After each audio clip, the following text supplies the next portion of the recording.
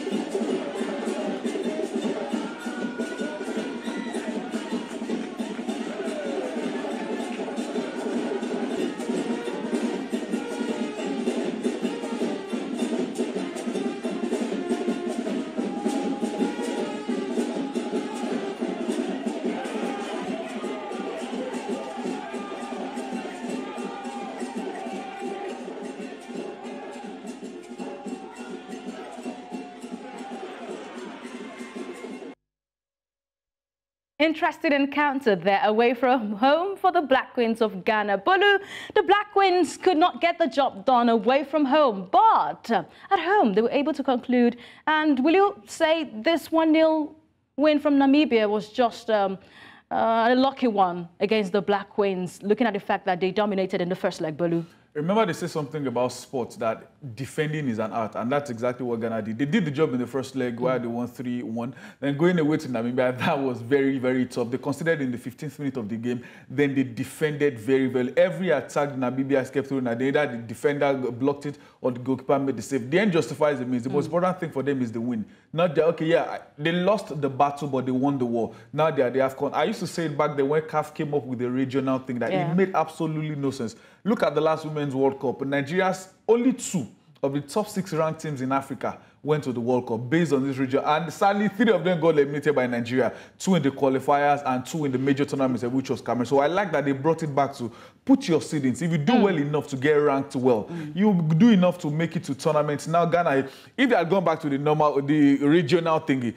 Ghana will still not be in this tournament because no matter how bad, face Nigeria. You face Falcons, same thing with the other West African nations. So I like it now that they've gone to the proper qualifiers and now we have Ghana. Hopefully they do all come the tournament next year in Morocco. I'm so glad with what Ghana was able to do. They had to take off Messi Tego Kwako and then employ a new coach, Nora Hoptel, and come up with that mission voter. We're seeing the mission, materialize. The Black Queens are playing differently right now. They are more confident. They have been able to take their chances. And an emotional Nora, she had to shed that tear after they picked the ticket. First time since 2018. Well, let's see if they play well now. We'll show when it comes to the tournament itself, because there's a reason Super Falcons have made the semi-final of every WAFCON tournament, because they are literally the best in Africa. I tell people, irrespective of who wins a tournament, the Falcons are the greatest team in Africa, male or female. Wow. You know that phrase, what a man can do, a woman can do better. If you don't believe, follow Nigerian sports, especially our football. Falcons have showed exactly what truth has to be said. Coming from a man who just got married. Look at the ease at which they qualified. 5-0, they were goal down, still came back. So I think no matter what you say, you have to give kudos to Ghana. And the fact that they are here, it shows that West African football, in terms of the women's game, has really grown. They went to WAFU, they struggled to qualify. Now they are back to the norm, and they've qualified again. Just shows Ghana one of the best teams we have in Africa in terms of women's football. Are you sure Ghana is one of the best teams we have in African football? Talking about best teams, 9-time African champions also were in action yesterday against Cape Verde. Yes, they dominated the first leg 5-0, but could not just go a clean sheet in the second encounter. The Super Falcons were up against Cape Verde yesterday, and though they picked their ticket, ever present as they call them, but I was able to see some little bit of difference, in the matchup that Justin Madugu carried out there with the Super Falcons. Did you notice that? After a 5-0 win, the only thing you needed in the second half is more confidence. I told guys the only way Super Falcons would not qualify was lose by 6-0.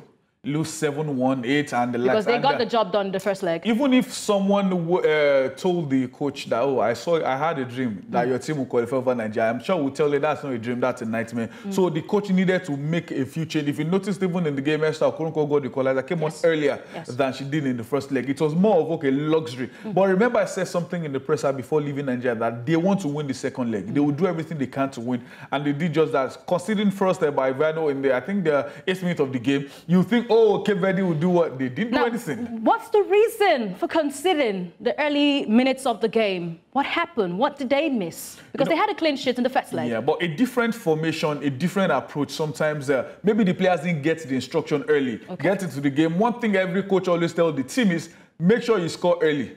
The same coach will tell his team, don't concede early. Fortunately for Cape Verde, it was their players scoring early that they got it right. But Falcons still were very resilient. Unlike the Ghana game that they were at the back foot almost all through. The Falcons were the one pushing on the Cape Verdeans almost all through the game. And the deadlock came on in the 62nd minute. Then the guy with the blue hair, Rasheedat Ajibade, 90 minutes plus 3. 94th minute. It just shows she's the deserved captain for that team. Yeah, we know when the full team is back, she's not the major man, but at least for this qualifiers against Cape Verde, in both legs, she showed why she deserved to wear the captain. These achievements have been done without the presence of the coach, Randy Waldrum, whose contract, of course, is expired right now. We are holding on, crossing our fingers, waiting for the Nigerian Football Federation to come up with that statement. Maybe Coach Randy Waldrum can continue or not.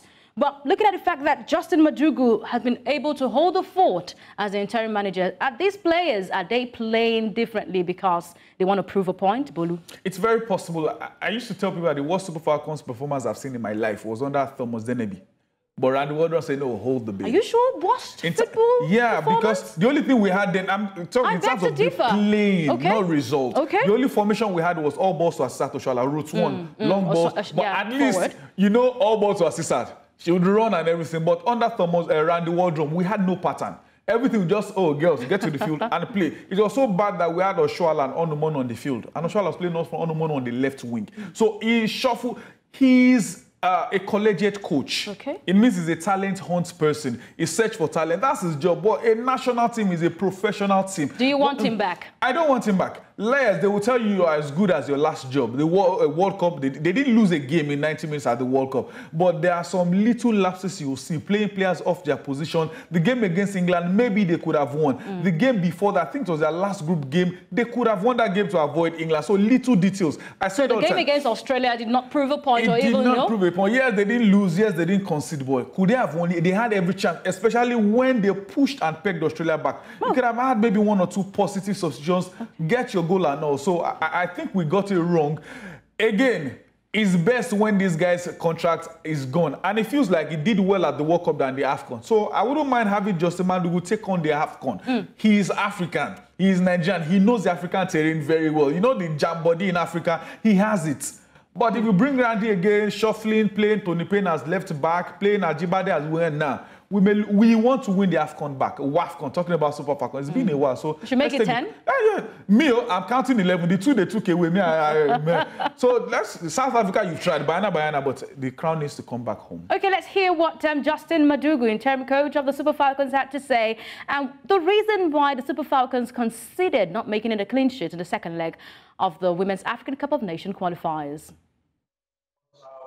Knowing fully well that that was their plan, and they were lucky to get any goal, that also did that and motivated them the more. That gave them the spirit to continue the fight, and they gave a good fight. And it's a young team, it's a promising team, and going forward, I believe very soon they will also make a name for themselves across Africa. Very soon they will make a name, or they've already made their name around the African football scene. Maybe their region. In terms of Africa as a whole, they probably still have a long way to go. But at least putting up a good fight against the Super Falcons shows there's probably a bit of attention on them. But when you hear the names of Cape Verdeans, you think these are Brazilians, Portuguese, and Cabo. They can grow if they choose to grow. See where Morocco came from. Now Morocco are pushing. I'm sure in the next maybe 1 year, Morocco will be in the top 5 ranked teams in Africa. Yes. South Africa as also. If Cape Verde continue like this, maybe, just maybe, you never can tell. Okay, and we're also seeing the impact of Rasheedat Ajibade as the standing captain of the Super Falcons of Nigeria. All right, is she really taking up the mantle well?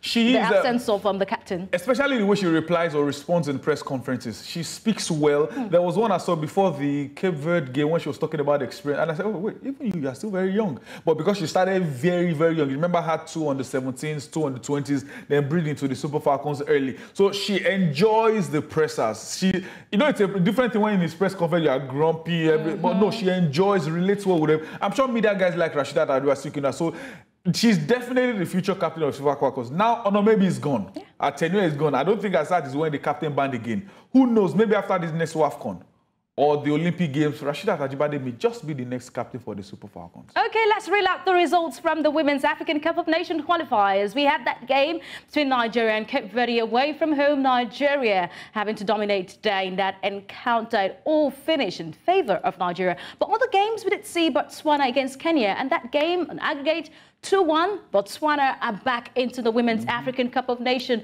A surprising one, and the history-making one should be that game for Tanzania. The Taifa ladies are going to the WAFCON. Oh, it was celebration in the air. They've been able to, you know, repeat that history made by the Taifa stars. The guys, what they did sometime in 2018. Thanks to Super Eagles legend. Yes. Emmanuel who has been considered for Super Eagles. Now the ladies are in right now, and we're seeing some debutants. But let's see the qualified teams. These are the results from yesterday. The qualified teams, ever-present Nigeria, they've got 9-time title holders, and we've got the holders, South Africa. South Africa, do you think they would defend this trophy they won? You know, they'll try, but we know who will win at the end. There's a name called the flag. Yeah, I know South Africa are green. Sure? There's a bit of Morocco white on their flag. But the green and white on their flag, there are too many other colors. The winning team at the end of this WAFCON has to be Super Falcons. We need to win this thing back. So they will try. They can make the semi-final or the final, but it needs to come back. Well, but there are concerns about the African Cup of Nations, the Men's African Cup of Nations holding in 2024, and the Women's African Cup of Nations holding in 2024. There are a little bit of concerns. Well, the difference is that one will happen in the winter, the other one in the summer. So there's enough time. So you think it's a go-to? Yeah, I think it's a go-to. And the fact that they are not being hosted in the same nation, Côte d'Ivoire and Morocco. So it will go on well. Some of us will monitor them. And I tell people, like, some men don't like to yell. That 2019 Women's World Cup was more interesting than the AFCON that was played about the same period. Women's football has changed, it has grown. We now see beauty, we see better saves now than we used to see, and we see great defending. So let's see how this one will be. If you don't want to watch it, don't watch, but some of us will watch. We will talk about it when you listen to us, and you must listen by force. So it's definitely going to be an interesting tournament. It is by force, a do or die affair. You get to watch women's football.